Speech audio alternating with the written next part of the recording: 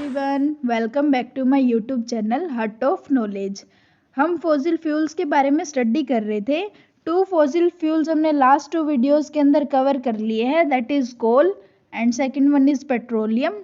अब हम बात करते हैं नेचुरल गैस के बारे में। नेचुरल गैस हमारा एक अनदर फॉसिल फ्यूल है। Natural gas mainly consists of methane with the small quantities of ethane and propane। जो हमारा नेचुरल गैस होता है इसके अंदर 3 चीज़ें प्रेजेंट होती हैं, 3 गैस प्रेजेंट होती हैं। नंबर 1 इज मिथेन, जो मेन कंपोनेंट है हमारा नेचुरल गैस का। 95% तक हमारा नेचुरल गैस के अंदर मिथेन प्रेजेंट होता है। नंबर 2 पे है ethane and number 3 is propane. Ethane and propane दोनों मिला के 5% पाए जाते हैं, मतलब इनकी क्वांटिटी नेचुरल गैस के अंदर कम होती है एज कंपैरिजन टू मिथेन। तो हमारा नेचुरल गैस होता है उसके अंदर मिथेन ज़्यादा अमाउंट में प्रेजेंट होती है, दैट इज 95%।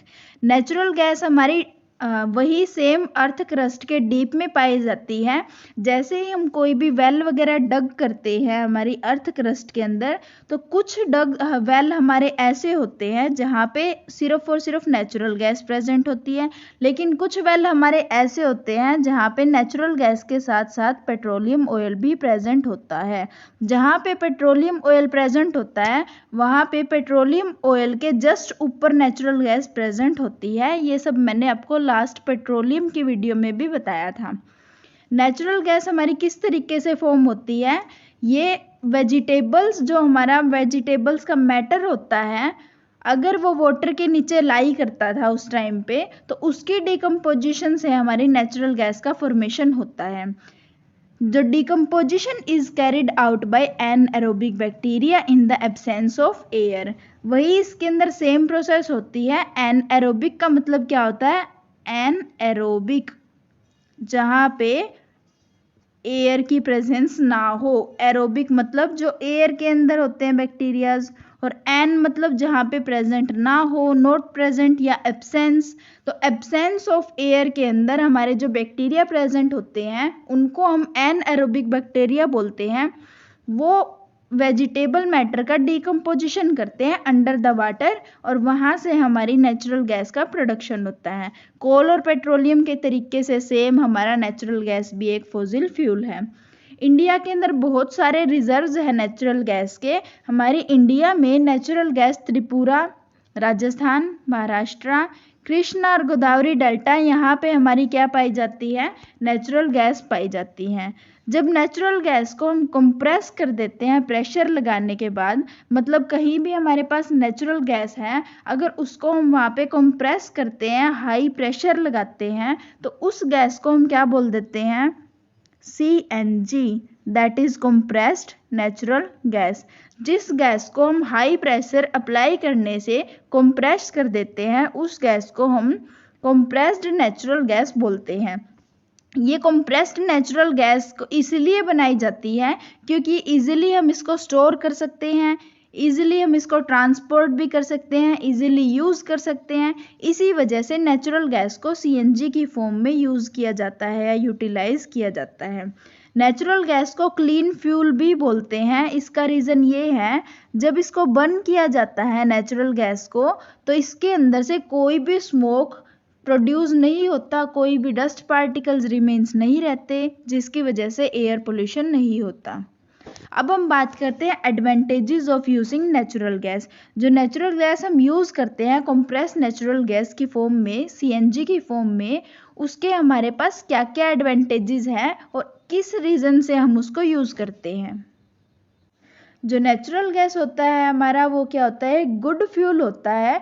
गुड फ्यूल किस लिए होता है, इसके कुछ रीजंस हैं। सबसे फर्स्ट तो यही है कि इसको हम इजीली बर्न कर सकते हैं और एक lot of amount of heat हमें ये प्रोड्यूस करता है, उससे हमें लॉट ऑफ हीट मिलती है।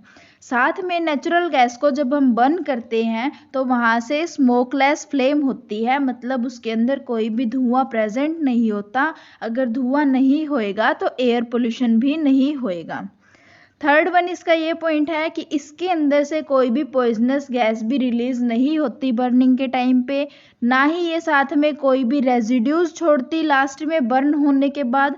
इसी वजह से नेचुरल गैस को क्लीन फ्यूल भी बोलते हैं और इसको हम गुड फ्यूल भी बोलते हैं, और इसको एडवांटेज इसकी मेनली यही होती है। सेकेंड पॉइंट हमारे पास आता है, नेचुरल गैस अपने आप में एक कंप्लीट फ्यूल माना जाता है। क्यों माना जाता है कंप्लीट फ्यूल? क्योंकि इसको हम डायरेक्टली हीटिंग पर्पस में यूज़ कर सकते हैं हमारी होम्स और इंडस्ट्रीज़ के अंदर, और इसके अंदर हमें कुछ और एनीथिंग एल्स ऐड करने की ज़रूरत नहीं होती। इसी वजह से नेचुरल गैस हमारा कंप्लीट फ्यूल भी माना जाता है। थर्ड पॉइंट हमारे पास है इसकी ग्रेट एडवांटेज क्या है। सबसे मेन एडवांटेज तो यही होएगी इसकी कि इसको हम होम्स और फैक्ट्रीज के अंदर इजीली सप्लाई कर सकते हैं अंडरग्राउंड पाइप्स के through. Supplied to homes and factories through a network of underground pipes, and this eliminates the need for additional storage and transport. इसी वजह से इसकी ये नीड हमें ज़रूरत नहीं पड़ती ज़्यादा स्टोर करने की, उसको ट्रांसपोर्ट करने की इतनी ज़्यादा अमाउंट में ज़रूरत नहीं होती। इस नेटवर्क से जो हमारा पाइपलाइंस है इस नेटवर्क का, इससे हम होम्स और फैक्ट्रीज़ के अंदर नेचुरल गैस की सप्लाई कर सकते हैं। और ये हमारे इंडिया के अंदर ऐसे नेटवर्क प्रेजेंट भी है, मेनली वडोदरा में, इन गुजरात, कुछ पार्ट्स के दिल्ली में, और कुछ अदर प्लेसेस के ऊपर भी हमारे इस नेटवर्क की सप्लाईज हैं। अब हम बात करते हैं नेचुरल गैस कहाँ कहाँ यूज़ होती है, किस तरीके से नेचुरल गैस को हम यूज़ करते हैं। नेचुरल गैस हमारा डोमेस्टिक और इंडस्ट्रियल फ्यूल के तौर पे यूज़ किया जाता है। ये होम्स और इंडस्ट्रीज़ के अंदर फ्यूल के लिए यूज़ किया जाता है। Natural gas is used as a fuel in thermal power stations for generating electricity. Electricities को भी जनरेट करने के लिए नेचुरल गैस को हम फ्यूल के तरीके से ही थर्मल पावर स्टेशंस में भी यूज़ करते हैं। अब हम बात करते हैं कंप्रेस्ड नेचुरल गैस की, जो हमने पीछे की थी कि नेचुरल गैस को कंप्रेस्ड नेचुरल गैस की फॉर्म में ज़्यादा यूज़ किया जाता है। उसको हम ट्रांसपोर्ट व्हीकल्स के अंदर यूज़ करते हैं इंक्रीजिंगली, और ज़्यादातर उसको ट्रांसपोर्ट व्हीकल्स में ही यूज़ किया जाता है, क्योंकि ये क्या होता है, गुड अल्टरनेटिव होता है पेट्रोल और डीजल का व्हीकल्स के अंदर। जैसे कार्स हैं, बसेस हैं, उनके अंदर पेट्रोल और डीजल की जगह हम सीएनजी को यूज़ कर सकते हैं, क्योंकि सीएनजी एक तो क्लीनर फ्यूल है और ना ही ये कोई एयर पोल्यूशन को कॉज करता है। तो आज के टाइम पे सीएनजी को मेनली तो इसीलिए यूज़ किया जाता है ताकि एयर पोल्यूशन को सिटीज़ के अंदर रिड्यूस कर सकें। सीएनजी को हम किस तरीके से यूज़ करते हैं, जो हमारे व्हीकल्स होते हैं उनके अंदर हम फिल्ड सिलेंडर्स को यूज़ करते हैं, और जब हम वो सिलेंडर्स ख़त्म हो जाते हैं तो उनको हम रीफिल भी करवा सकते हैं सीएनजी फिलिंग स्टेशंस पे। जैसे यहाँ फिगर के अंदर शो भी कर रखा है, एक CNG being filled in a car at a filling station. Fourth point is natural gas को हम हाइड्रोजन गैस के तौर पे भी यूज़ करते हैं, ताकि वो जो हाइड्रोजन गैस होती है उससे फर्टिलाइजर्स की मैन्युफैक्चरिंग हो सके। जब हम नेचुरल गैस को हीट करते हैं तो नेचुरल गैस में हमारे मेनली प्रेजेंट होता है मीथेन, दैट इज CH4। जब हम इसको हीट करते हैं तो यहाँ से कार्बन और हाइड्रोजन निकलते हैं, हमारे दो प्रोडक्ट्स रिलीज होते हैं। और जहाँ हाइड्रोजन गैस कहाँ यूज़ की जाती है, फर्टिलाइजर्स की मैन्युफैक्चरिंग के लिए। Fifth one is natural gas is used as the starting material for the manufacture of number of chemicals, जिनको हम क्या बोलते हैं, पेट्रोकेमिकल्स बोलते हैं। अब हम बात करते हैं पेट्रोकेमिकल्स के बारे में। जैसे हम शुरू से पढ़ते आ रहे हैं, पेट्रोकेमिकल्स, पेट्रोल है हमारा, वो पेट्रोकेमिकल सब्सटेंस से बनता है। तो पेट्रोकेमिकल्स ऐसे कौन से केमिकल्स होते हैं, कौन से सब्सटेंस होते हैं, उनके बारे में देखते हैं। बहुत सारे यूज़फुल केमिकल्स होते हैं जो हमें पेट्रोलियम और नेचुरल गैस से मिलते हैं। उन्हीं सब्सटेंस को हम क्या बोलते हैं, पेट्रोकेमिकल्स बोलते हैं। Those chemicals which are obtained from petroleum and natural gas are called petrochemicals। जैसे कुछ एग्जाम्पल्स है पेट्रोकेमिकल्स के, methyl alcohol, formaldehyde, acetone, benzene, toluene, hydrogen, ये सारे हमारे एग्जाम्पल किसके, पेट्रोकेमिकल्स के हैं। पेट्रोकेमिकल्स हमारे किस वजह से इम्पोर्टेंट होते हैं, क्योंकि यहाँ से हमें बहुत ज़्यादा यूज़फुल मटेरियल्स मिलते हैं, जैसे डिटर्जेंट्स हैं, सिंथेटिक फाइबर्स हैं, इनकी हम मैन्युफैक्चरिंग कर सकते हैं पेट्रोकेमिकल्स की हेल्प से। और सिंथेटिक रबर है, ड्रग्स है, डाइज हैं, फर्टिलाइजर्स हैं, एक्सप्लोजिव्स हैं, इस तरीके से बहुत सारे मटेरियल्स की हम मैन्युफैक्चरिंग कर सकते हैं पेट्रोकेमिकल्स की वजह से। पेट्रोकेमिकल्स इसी वजह से इम्पोर्टेंट होते हैं। अब हम बात करते हैं, जैसे हाइड्रोजन गैस है हमारी, हाइड्रोजन गैस क्या होती है, नेचुरल गैस का एक पेट्रोकेमिकल सब्सटेंस ही होती है। तो हाइड्रोजन गैस हमें पेट्रोकेमिकल की ही एक नेचुरल गैस से मिलती है substance. Hydrogen gas obtained from natural gas is used in the manufacture of fertilisers. अब जो नेचुरल गैस से हमें हाइड्रोजन गैस मिलती है उसको हम फर्टिलाइजर्स की मैन्युफैक्चरिंग के लिए भी यूज़ करते हैं। तो petroleum is not only a source of fuel but also provides raw materials to manufacture a large number of useful substance. यही हमने जो ऊपर देखा है कि पेट्रोलियम सिर्फ और सिर्फ फ्यूल्स के तरीके से ही यूज़ नहीं किया जा सकता, ये हमें बहुत सारे रॉ मटेरियल्स भी देता है जिससे हम और भी आगे large number of useful substance को मैन्युफैक्चर कर सकते हैं। इन्हीं रीजंस के कारण जो पेट्रोलियम है उसको हम ब्लैक गोल्ड भी बोलते हैं, काला सोना भी बोला जाता है।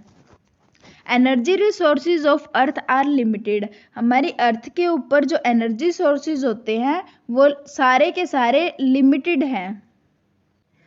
जो आज के टाइम पे हमारे मोस्ट ऑफ एनर्जी रिसोर्सेज हैं वो सिर्फ हमें 3 ही रिसोर्सेज से मिलते हैं, कोल, पेट्रोलियम और नेचुरल गैस। ऑलमोस्ट हमारे इन्हीं 3 एग्जॉस्टिबल रिसोर्सेज से ही एनर्जी मिलती है। जो अमाउंट है कोल, पेट्रोलियम और नेचुरल गैस की अर्थ के अंदर वो लिमिटेड अमाउंट में ही प्रेजेंट है। आज के टाइम पे जितने भी हमें रिसोर्सेज पता है, रिजर्व्स पता है कोल, पेट्रोलियम और नेचुरल गैस के, वो सिर्फ मैक्सिमम 100 ईयर्स तक ही चल सकते हैं।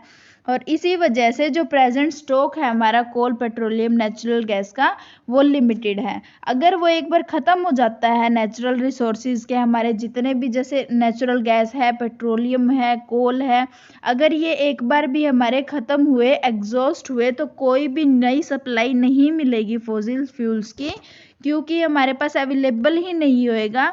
इनको मिलियंस ऑफ ईयर्स लगते हैं कन्वर्ट होने में, डेड ऑर्गेनिज्म से फॉसिल फ्यूल्स बनने में। तो फॉसिल फ्यूल को हमें केयर और कॉशंस के साथ हमेशा यूज़ करना चाहिए, उनको वेस्ट नहीं करना चाहिए, और जितना ज़्यादा हो सके हम उतने लंबे टाइम तक उनको चला सकें। साथ में जो बर्निंग होती है फॉसिल फ्यूल की, उनसे एयर पोल्यूशन भी कॉज होता है, और एयर पोल्यूशन कॉज होने के साथ साथ ग्लोबल वार्मिंग भी होती है।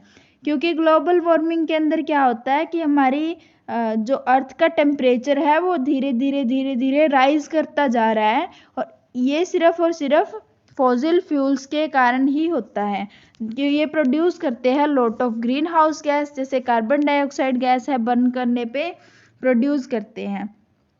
Use of lesser fossil fuel will lead to cleaner environment and smaller risk of global warming. जितना कम हम फॉसिल फ्यूल्स को यूज़ करेंगे उतना ही हमारा इन्वायरमेंट क्लीन होएगा, ग्लोबल वार्मिंग उतनी ही हमारी कम रिस्क पे होएगी। तो इस सारे डिस्कशन से हमें ये पता लगता है फॉसिल फ्यूल को हमें तभी यूज़ करना चाहिए जब नेसेसरी है। क्यों यूज़ करना चाहिए? क्योंकि इससे क्या होएगा, हमारे पास एक तो अवेलेबिलिटी हो जाएगी फॉसिल फ्यूल की लंबे टाइम तक, मतलब हम फॉसिल फ्यूल को लंबे टाइम तक चला सकते हैं। दूसरे पॉइंट है हमारे पास एयर पोल्यूशन रिड्यूस हो जाएगा, एनवायरनमेंट क्लीन हो जाएगा। अगर एनवायरनमेंट क्लीन होएगा तो ग्लोबल वार्मिंग का रिस्क भी कम हो जाएगा। इसी वजह से हमें फॉसिल फ्यूल्स को लिमिटेड अमाउंट में ही यूज़ करना चाहिए, जहाँ नेसेसरी है वहीं पे यूज़ करना चाहिए। फॉसिल फ्यूल्स हैं जैसे कोल, पेट्रोलियम और नेचुरल गैस हैं, इनको हम लेबोरेटरी में कभी भी प्रिपेयर नहीं कर सकते। ये सिर्फ और सिर्फ डेड ऑर्गेनिज्म से प्रिपेयर होते हैं, अपने आप फॉसिल फ्यूल्स के अंदर कन्वर्ट होते हैं, जिनको मिलियंस ऑफ ईयर्स लगते हैं कन्वर्ट होने में। बहुत ज़्यादा प्रोसेस इनकी स्लो होती है। अब हम बात करते हैं पेट्रोल, डीजल्स, इस तरीके से इन फॉसिल्स फ्यूल को किस तरीके से सेव करना चाहिए या कहाँ कहाँ उनको हम यूज़ ना करके कुछ और उनकी जगह अल्टरनेटिव्स यूज़ कर सकते हैं। पेट्रोल और डीजल्स हमारे दो मेन फ्यूल्स हैं जो ड्राइविंग व्हीकल्स के लिए यूज़ किए जाते हैं, उनके अंदर यूज़ होते हैं। तो हमें हर एक ऐसा एफर्ट लगाना चाहिए जिससे हम पेट्रोल और डीजल के जैसे प्रीशियस फ्यूल्स को हम वेस्ट ना कर सकें और उनको हम ज़्यादा से ज़्यादा बचा सकें।